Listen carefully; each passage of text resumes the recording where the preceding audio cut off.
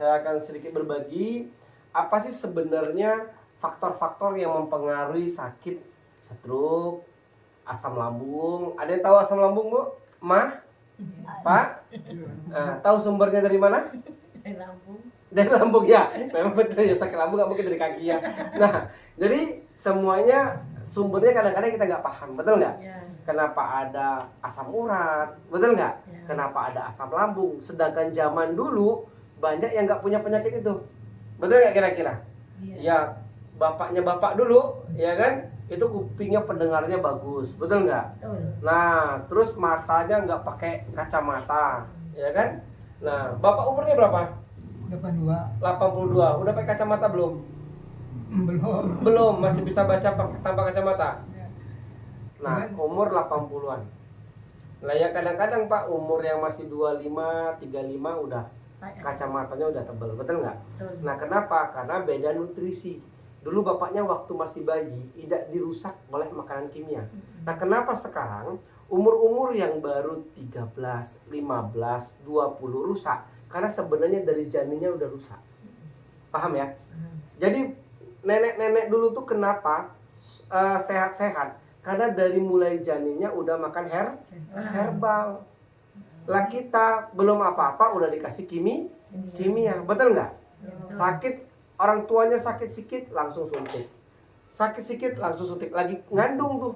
Makanya kandungannya atau anaknya itu udah terpapar bahan-bahan kimia. Ini ada lambung, Bu ya.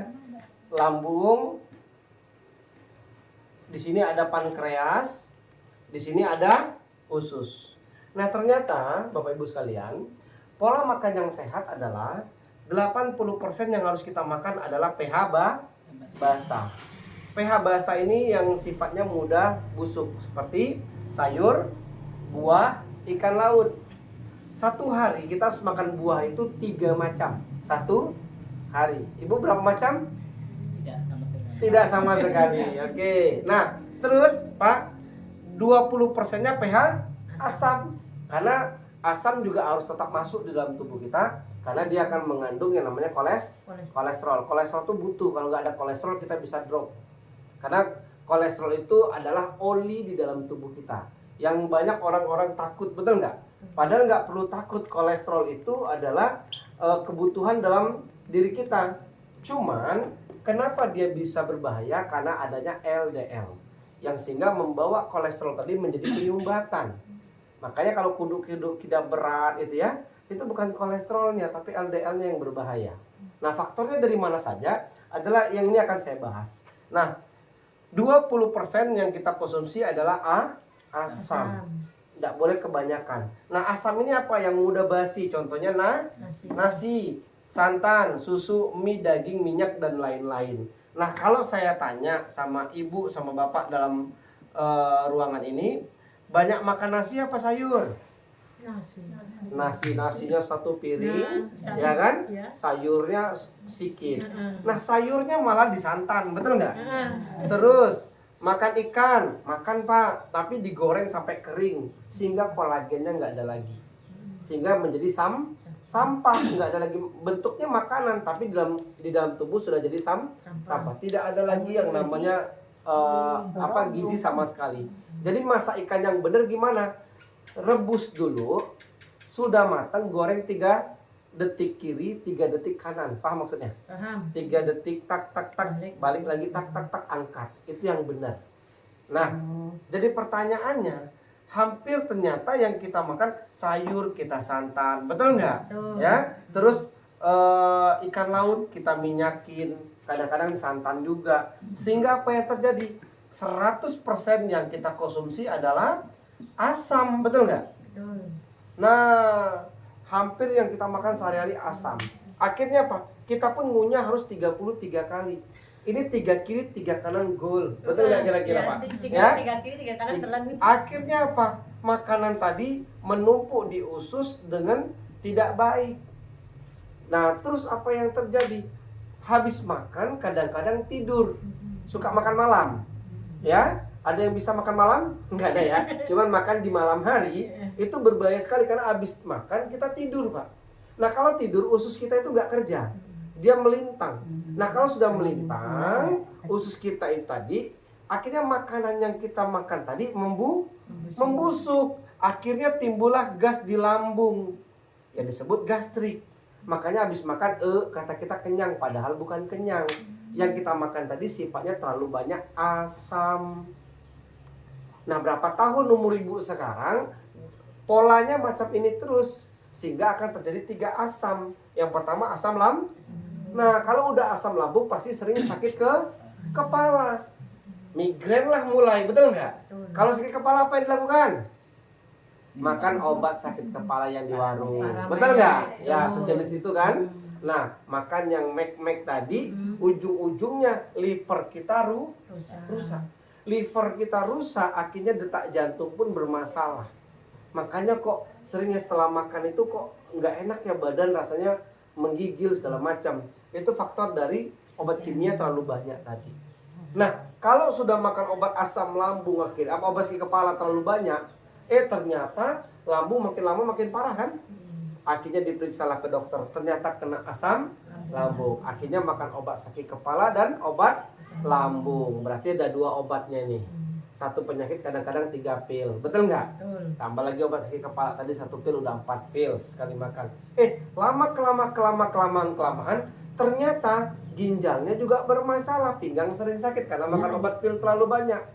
Akhirnya nambah lagi obat pil yang namanya obat ginjal. Livernya bermasalah juga, ujung-ujungnya makannya udah kayak makan nasi, banyak pilnya, betul nggak? Betul. Nah sebenarnya ini yang berbahaya. Ketika kita makan obat-obat terlalu lama, maka mengakibatkan penumpukan flak di ginjal kita. Maka mengakibatkan lama-lama menjadi asam urat. Makanlah obat lagi asam urat, karena purin kita tadi mengkristal. Nah lama-lama ujung-ujungnya obat asam urat ini mengandung kolesterol.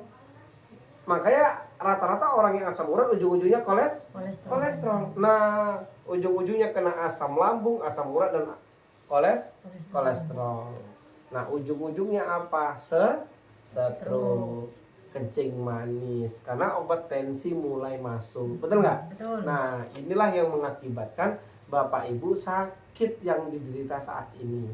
Nah di sini saya akan memberikan ini video, yang mana video ini adalah video usus, yang banyak orang kurang paham bahwa penyakit itu sebenarnya 90% dari usus. Nah, jadi kita lihat dari video tadi barusan bahwa usus kita itu harus bersih gitu. Nah, ini saya ada solusi untuk ibu-ibu sekalian, bapak-bapak sekalian. Ini ada teh namanya Primti. Jadi Primti ini dia mengandung antioksidan yang sangat tinggi. Jadi kalau ibu-ibu atau bapak yang mengkonsumsi ini rutin, insya Allah yang toksin-toksin yang di usus tadi akan dibuang. 2 gelas teh itu sama dengan kita mengkonsumsi 7 gelas jus jeruk sama 20 gelas jus apel ya. Jadi ini air ini tadi kan ada air ya. Air itu ibarat kata darah kita. Air. Nah, terus betadin tadi itu adalah ini mengandung asam. Betadin itu sifatnya asam. Nah, mie ini juga salah satu makanan yang kita konsumsi sehari-hari, itu asam juga. Nah, makanya kalau dia mie dicampur dengan betadin ini, maka dia akan berwarna yang namanya hitam seperti ini. Nah, ini kalau dicelup pakai air putih biasa, dia nggak mau hilang. Tuh, dia nggak mau hilang. Hilang pun akibat ngembang paling, gitu ya. Tapi dia pada dasarnya nggak mau hilang tuh, lengket dia kan. Cuman kalau kita menggunakan teh ini karena antioksidannya tinggi. Nah ini Pak Bu hasilnya. Dia bisa bersih kembali. Nah jadi makanya kita konsumsi teh ini walaupun nggak sakit minum. Saya aja satu bulan itu bisa 2-3 bungkus keluarga. Karena lebih baik kita beli itu Bu. Ini harganya 250.000. Kalau sendirian 1,5 bulan sampai 2 bulan kalau sendirian. Nah, sekarang saya tanya, bapak-bapak yang merokok, suaminya yang merokok, beli rokok satu rokok 20 ribuan. Satu bungkus. Kalau satu bulannya satu bungkus, berarti 1 bulannya berapa? 30 bungkus.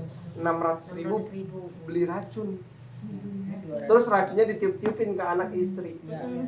Istrinya dengan bangga beliin. Hmm. Tapi beli teh yang untuk penawarnya, ini penawar racunnya. Nah itu mikirnya sampai 2 kali lipat. Padahal ini nih ibu mau makan sarden, mau Mau makan makan mie instan, silakan. Asalkan ada yang penghancurnya. Paham sampai di sini Pak ya Bu ya? Jadi teh ini bukan ketergantungan, memang kita Membutuhkan. membutuhkan.